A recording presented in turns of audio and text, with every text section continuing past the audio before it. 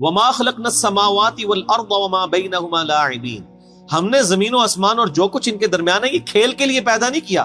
ما خلقناہما الا بالحق، زمین و آسمان کی پیدائش کسی مقصد کے تحت ہوئی. ولکن اکثرهم لا يعلمون، لیکن اکثر لوگ اس حقیقت سے ناواقف ہیں. لیکن اکثر لوگ آپ دیکھیں ان کا کانفیڈنس لیول دیکھیں، آپ جس سے بھی پوچھیں نا وہ کہے گا جی بہت پتہ ہے سب کچھ. اور اللہ ہمارے اکثر لوگ ناواقف ہیں، وہ سیریس لے ہی نہیں رہے خدا کی اس کریشن کو کہ بھئی مر کے اللہ نے مقصد کے لیے پیدا کیا. مقصد کیا ہے؟ الذی خلق الموت والحیات لیبلوکم ایکم احسن عملا، ہم جانچنا چاہتے ہیں تم میں سے کون اچھے اعمال کرتا ہے.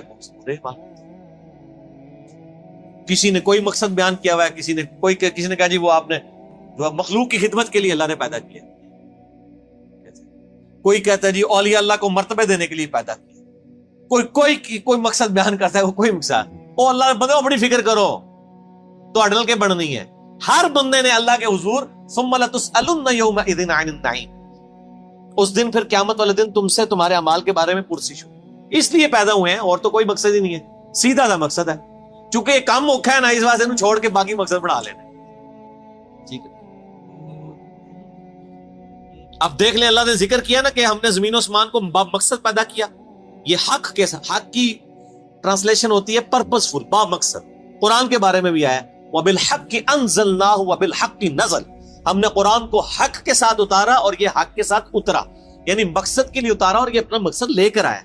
اور مقصد کیا ہے؟ انسانیت کی ہدایت، آخرت کی کامیابی. تو اب یہ ذکر آیا نا کہ ہم نے زمین و آسمان کو کسی مقصد کے لیے پیدا کیا ہے، اور ساتھ ہی ذکر آ گیا ان یوم الفصل میقاتهم اجمعین، یقیناً فیصلے کا دن ان سب کے لیے مقرر وقت ہے. یعنی فیصلہ ہوگا. پھر یہ نہیں ہے کہ جناب یہاں پہ آپ نے یاشی کی زندگی کی ہے تو آخرت بھی آپ کی یاشی کی ہوگی. نہیں، دنیا جو اللہ کی مرضی کی گزارے گا اسی کی آخرت اس کی مرضی کی ہوگی، اور جو دنیا میں اپنی مرضی کی زندگی گزارے گا آخرت پھر اللہ کی مرضی کی. اللہم اجرنا من النار، اللہم اجرنا من النار، اللہم اجرنا من النار. اللہم من احییتہ منا فاحیہ علی الاسلام ومن توفیتہ منا فتوفہ علی الایمان. آمین. یوم لا یغنی مولا عن مولا شیئا، قیامت کا وہ دن ایسا ہوگا جب کوئی دوست کسی دوست کے ذرا کام بھی نہیں آئے گا. ولا هم ینصرون، نہ ہی ان کی مدد کی جائے گی. الا من رحم اللہ، ہاں جس پہ اللہ رحم کرے بس اللہ ہی کے رحم پہ ہوگا، کوئی کسی کے کام نہیں آئے گا. آپ کہتے رہے کہ شیخ عبد القادر جیلانی فرماتے ہیں کہ جی میں اس وقت تک جنت میں نہیں جاؤں گا جب تک اپنے سارے مرید نہ لے جاؤں. تسی پاویں جھوٹ مارتے رہو. نہ شیخ عبد القادر جیلانی کی جرت تھی کہ وہ یہ بات کرتے، جھوٹی منسوخ کر دی ہے. اللہ فرما رہا ہے جس پہ اللہ ہی رحم کرے انہ هو العزیز الرحیم، بے شک وہی عزت والا ہے، غالب ہے اور رحم فرمانے والا ہے. غالب اتنا ہے جب چاہے پکڑ سکتا ہے، رحم یہ ہے کہ ڈھیل دیتا ہے. اچھا ان ظالموں سے پوچھیں، یہ ویسے تو بخاری مسلم کی حدیث بیان کر رہے ہوتے ہیں کہ کیا ہم دن نبی بھی کہہ رہے ہوں گے نفسی نفسی، تو شیخ عبد القادر جیلانی کہہ رہے ہوں گے کہ میرے مرید وہ نہیں نفسی نفسی کر رہے ہونے. ان کا مرتبہ جو ہے وہ حضرت ابراہیم علیہ السلام، عیسیٰ علیہ السلام، موسیٰ علیہ السلام سے زیادہ ہے. یار مت ماری ہوئی ہے تو اللہ دے بندے اپنی بھی عقل استعمال کرو. بزرگوں کے بارے میں کیا کانسیپٹ انہوں نے کیا ہوا ہے اور وہاں نبیوں کے بارے میں کیا کانسیپٹ. یہ بڑا خطرناک معاملہ ہے. بخاری مسلم دونوں میں حدیث ہے اے میری بیٹی فاطمہ، اس بات پہ نہ اکڑنا کہ تم اللہ کی نبی کی بیٹی ہو، اگر اللہ نے پکڑ لیا میں تمہارے کچھ کام نہیں. اب اور آپ کو کس طریقے سے یقین نبی علیہ السلام دلائیں تو اب آپ مانیں گے کہ کوئی کسی کی وجہ سے کوئی دھونس کے ساتھ کسی کو جنت میں نہیں لے کے جا سکتا. شیخ عبد القادر جیلانی یا کسی بزرگ بابے کا مرتبہ جس کو آپ سمجھتے ہیں حضرت فاطمہ کے برابر ہو سکتا ہے، حضرت فاطمہ کی جوتیوں کے برابر بھی نہیں ہو سکتا.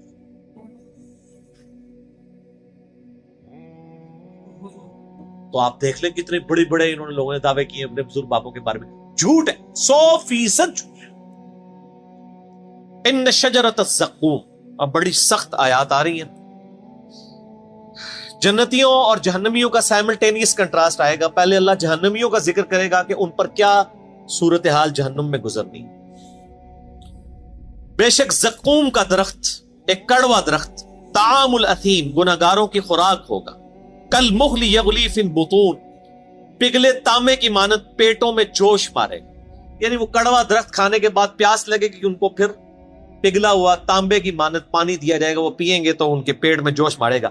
کغلی الحمیم، اور وہ کھولتا ہوا پانی گرم جوش مارتا پانی ہوگا. خذوہ فاعتلوہ الی سواء الجحیم، اور اللہ کی طرف سے حکم ہوگا پکڑو اسے مجرم کو اور گھسیٹ کر دوزخ کے سینٹر میں جا کے اس کو پھینکو. ثم صبوا فوق رأسہ من عذاب الحمیم، اور پھر اس کے سر کے اوپر کھولتا ہوا پانی ڈالو عذاب دینے کے لیے.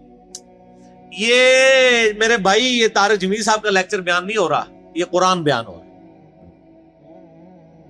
ذق انک انت العزیز الکریم، اللہ تعالیٰ فرمائے گا چک، تو بڑی عزت والا اور بڑی جو ہے وہ کرامت والا ہے.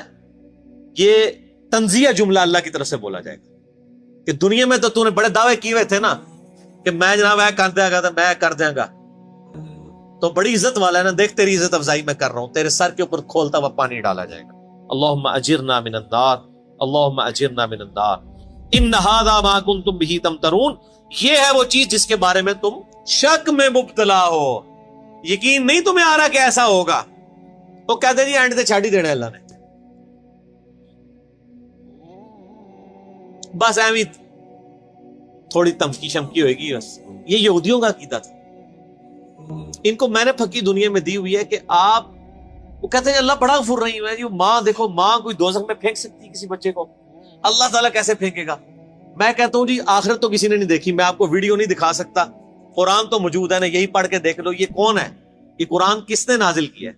یہ جو آیات پڑھ رہی میں نے گھر بنائی ہیں جن کے اندر یہ سارا ذکر آ رہا ہے. تو میں ان کو دنیا میں ایک مثال دیتا ہوں کہ آپ کہتے ہیں نا ماں نہیں یہ چاہے گی، تو میں آپ کو دنیا سے ایک مثال دیتا ہوں کہ آپ اور میں بھی کبھی نہیں چاہیں گے کہ آپ کا کوئی دشمن ہو، اس کے 4-5 چھوٹے چھوٹے بچے ہوں، اور آپ اس کی دشمنی میں اس لیول پہ جائیں کہ آپ اس دشمن کی بیوی کو مار دیں. آپ کہیں گے نہیں یار اس کا کیا قصور ہے، اس کے بچوں کا کیا قصور؟ رحم کھائیں گے نا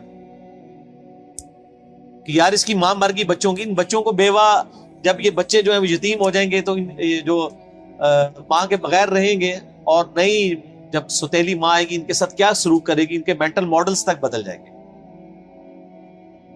ترس کھائیں گے نا آپ اور میں، تو کھائیں گے نا. تو کیا اللہ تعالیٰ بھی ایسے لوگوں پہ ترس فرماتا ہے؟ کیا دنیا میں ہزاروں مائیں ایسی مر نہیں جاتی پریگنینسی کے دوران جن کے کئی چھوٹے چھوٹے بچے ہوتے ہیں؟ تو آپ کی ڈاکٹرائن مان لی جائے کہ اللہ تعالیٰ ماں سے بھی زیادہ رحم کرنے والا ہے، تو پھر کبھی کسی ایسی عورت کو موت نہیں آنی چاہیے جس کے 4 چھوٹے چھوٹے بچے ہوں. پکی تو آٹے سارے بزرگوں کی کتاباں فارغ جے. میں تو پریکٹیکل مثال دیں، بتائیں مجھے ماں سے زیادہ پیار کرتا ہے جی، کس طرح دوزخ میں پھینکے گا؟ وہ دنیا میں وہ کر رہا ہے آپ کے ساتھ، ہزاروں عورتیں مار رہا ہے جن کے چھوٹے چھوٹے بچے ہیں. اب رحم کدھر گیا؟ آپ نے رحم کا کیا کانسیپٹ سمجھا ہوا ہے؟ وہ ایک بوڑھی دادی اماں ہے جو پسیج جائے گی، اور رحم فرمانے والا ہے میرے بھائیوں ان پر جو واقعی اس کی طرف رجوع لائیں. وہ ابو جہل کے اوپر رحم فرمانے والا نہیں ہے، وہ فرعون کے اوپر رحم فرمانے والا نہیں ہے، نبیوں کے ماننے والوں پر رحم فرمانے والا. ورنہ میں نے آپ کو پریکٹیکل مثال دے دی ہے. آپ کو آخرت کی ویڈیو میں دنیا میں دکھا رہا ہوں کہ دنیا میں ہزاروں ایسی مائیں مر رہی ہیں جن کے 5-5 6-6 چھوٹے چھوٹے بچے ہیں. اللہ تعالیٰ ان پہ کوئی رحم نہیں فرماتا کہ چلو یار بچے تھوڑے بڑے ہی ہو جائیں. تو یہ چیز اللہ نے دنیا میں دکھائی ہے اس لیے تاکہ آپ کو یقین آ جائے کہ اللہ تعالیٰ پسیج نہیں جاتا. اٹ کوسلے تھے مثالیں بیان کرنی ہے بند کرو، ٹھیک ہوگا جی. اللہ تعالیٰ فرما رہا ہے ان ھذا ما کنتم بہ تمترون، یہ وہ تھا جس کو دنیا میں تم شک کرتے تھے. کیا شک کیا کرتے تھے؟ یا اللہ جو کچھ بھی ہے تیرے بابو کی امت سے بخشے ہی جائیں گے. اب سائملٹینیس کنٹراسٹ ان المتقین فی مقام امین، بے شک پرہیزگار امن کی جگہ میں، فی جنات و عیون، اللہ کی طرف سے باغوں میں اور چشموں میں، یلبسون من سندس و استبرق متقابلین، وہ باریک لباس پہنے ہوئے ہوں گے اور دبیس ریشم کا آمنے سامنے بیٹھے ہوں گے. یعنی ان کا جو لباس ہے جس طرح آج کل بھی ہوتا ہے، وہ کیٹی کی شلوار ہوتی ہے، اوپر ملبل کا کرتا ہوتا ہے. اللہ فرماتا ہے موٹی ریشم کی ان کی یعنی تہمد ہوگی یا شلوار ہوگی یا پینٹ کوئی بھی ہوگی، اور اوپر کرتے ان کے باریک لباس ہو. کذالک، اور یوں ہی، وزوجناہم بحور عین، ہم ان کو بیاہ دیں گے موٹی آنکھوں والی حوروں کے ساتھ. اب یہ حوروں کی ڈیٹیل کے لیے آپ طارق جمیل صاحب کے لیکچر دیں. جو جس چیز کا ایکسپرٹ ہے اس کی طرف ریفر کرنا چاہیے. ادھر ہیں وہ ایکسپرٹ, وہ آپ دیکھیں. یدعون فیہا بکل فاکہۃ آمنین,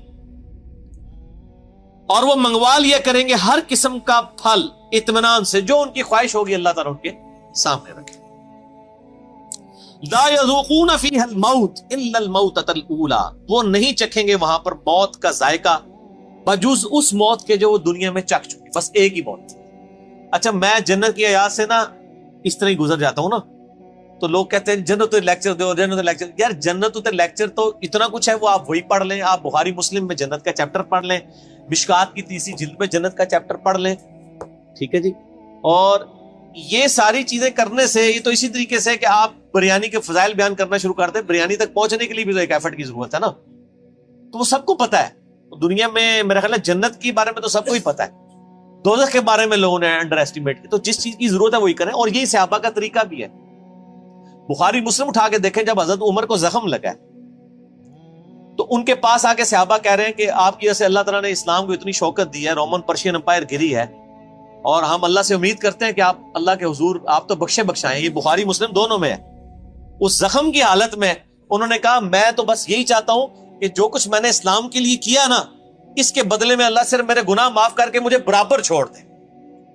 جنت تو چھوڑ دو, بس مجھے برابر کر دے کہ میرے گناہ اور نیکیاں برابر ہو گئی ہیں, میں بریک ایون پوائنٹ پہ آ گیا ہوں. جنت کی بات تو حضرت عمر نے بھی نہیں کی ہے مرتے وقت, حالانکہ اس وقت ضرورت تھی کہ وہ جنت کی بات کرتا ہے, میں سیدھے ہی جنت ہی چلے آ جاؤ, اور جنت کی گارنٹی بھی ملی بھی تھی. یہ باتیں نہیں کسی کو یاد. جب ہم یہ باتیں کرتے ہیں ہمیں کہتے ہیں جی کڑوی کڑوی باتیں ہر وقت کرتا ہے. تو حضرت عمر بھی کڑوی کڑوی باتیں کرتے تھے, حالانکہ وہ تو موت کے وقت تھے, اس ٹائم تو ضرورت تھی وہ جنت کی باتیں کرتے. انہوں نے کہا بس مجھے اللہ برابر ہی چھوڑ لے رہا ہے, اتنا ہی کافی. او بھائی عقل نہ ہوئے تھے موجے ہی موجاں, اور عقل ہوئے تھے سوچے ہی سوچا. جسے عقل ہو اس کو سوچ ہوتی ہے.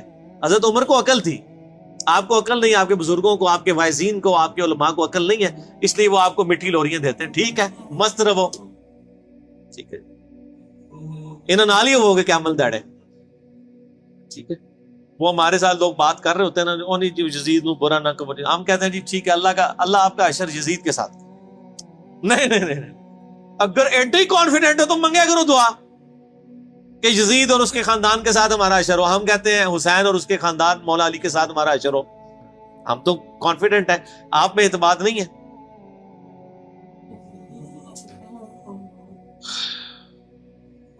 لا یذوقون فیہا الموت الا الموتۃ الاولی, اس میں کوئی موت کا ذائقہ نہیں چکھیں گے جو دنیا میں مبارک چکھ چکے وہی. ووقاہم عذاب الجحیم, اور انہیں عذاب جہنم سے بچا لیا جائے گا. یہ ہے میرے بھائیوں کامیاب لوگ. بخاری مسلم میں حدیث ہے کہ قیامت والے دن موت کو مینڈے کی شکل میں لا کے میدان حشر میں ذبح کر دیا جائے گا. جنتی پریشان ہوں گے اور دوست کی خوشی کے ساتھ آ رہے ہوں گے کہ شاید کوئی ہمیں موت لکھ دی جائے تو ہم فارغ ہو جائیں. موت کو ذبح کیا جائے گا اور اللہ تعالیٰ کہے گا کہ جنتیوں کے لیے خوشخبری ہے کہ اب کبھی موت نہیں آئے گی, موت ہم نے ختم کر دی. اور جہنمیوں کے لیے یہ بری خبر ہے کہ موت ہمیشہ کے لیے ختم ہو گئی ہے, اب تمہیں اسی عذاب میں ہی رہنا ہے, موت مانگنے سے بھی موت نہیں ہے. جنتیوں کے لیے موت کا ختم ہونا خوشخبری, اور جہنمیوں دوستیوں کے لیے سب سے بری خبر. اللہم اجرنا من النار, اللہم اجرنا من النار, اللہم اجرنا من النار, آمین. فضل من ربک, یہ تمہارے رب کا فضل ہوگا جس کو یعنی دوزخ کی آگ سے بچا لیا گیا. ذالک هو الفوز العظیم, یہ ہے سب سے بڑی کامیابی. دنیا کی کوئی کامیابی بڑی کامیابی نہیں. اور میرے بھائی دنیا میں کھرب پتی آدمی کو بھی وہی 6 فٹ 7 فٹ کی قبر ملنی ہے, وہ بھی پتہ نہیں ملنی بھی ہے کہ نہیں, اور وہی 3 کپڑوں کا کفن ملنا ہے. جو ایک غریب لاوارث لاش کو فٹ پاتھ پہ مرنے والی کو وہی ایک جگہ سے ہی کفن خریدا جاتا ہے. یہ نہیں ہوتا کہ اس کے لیے کوئی اسپیشل لٹھا آتا ہے, وہ بنے بنائے کفن مل رہے ہیں, سب کو برابر ہی ملتے. فَإِنَّمَا يَسَّرْنَاهُ بِلِسَانِكَ لَعَلَّهُمْ يَتَذَكَّرُونَ, اے نبی الاسلام ہم نے اس قرآن کو آپ کی زبان پر آسان کر دیا ہے تاکہ لوگ نصیحت قبول کریں. یعنی آپ کی اپنی مادری لینگویج عربی میں ہی قرآن نازل ہوا ہے, آسان ہے. بے شک مولوی کہتے رہے قرآن بڑا مشکل ہے نا, پڑھی اور ڈائریکٹ گمراہ ہو جاؤ گے, لیکن اے نبی آسان ہی ہے. فَارْتَقِبْ إِنَّهُمْ مُرْتَقِبُونَ, تو اے نبی آپ انتظار کیجئے, جو بات قبول نہیں کر رہے حق ان کے مقابلے پہ اب آپ انتظار کیجئے. فَارْتَقِبْ إِنَّهُمْ مُرْتَقِبُونَ, یقیناً وہ بھی ایک انتظار میں ہے, اور وہ انتظار یہ ہے کہ جب ان پہ موت آئے گی عذاب چکھیں گے, پھر لگ پتا جائے گا، یہ اصل میں کہا جا رہا ہے۔ تو یہ میٹھی میٹھی باتیں ہیں، دیکھ لیں۔ تو قرآن نہیں پڑھا ہوا تو میٹھی میٹھی باتیں ہیں، اور قرآن پڑھا ہوا ہے تو بخاری کی حدیث ہے، نبی علیہ السلام ایک چوراہے سے گزرے، کچھ صحابہ ہنس رہے تھے، آپ نے فرمایا جو کچھ میں جانتا ہوں وہ تم جانتے ہوتے تو بہت کم ہنستے، زیادہ رویا ہی کرتے۔ ٹھیک ہو گیا؟ سورہ الدخان ختم ہوئی، اگلی دفعہ انشاءاللہ سورۃ الجاثیہ۔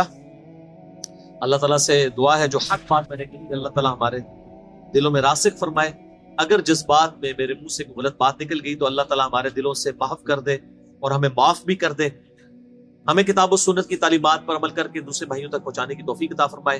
سبحانک اللہم و بحمدک، اشہد ان لا الہ الا انت، استغفرک و اتوب الیک، وما علینا الا البلاغ المبین۔ جزاکم اللہ خیرا۔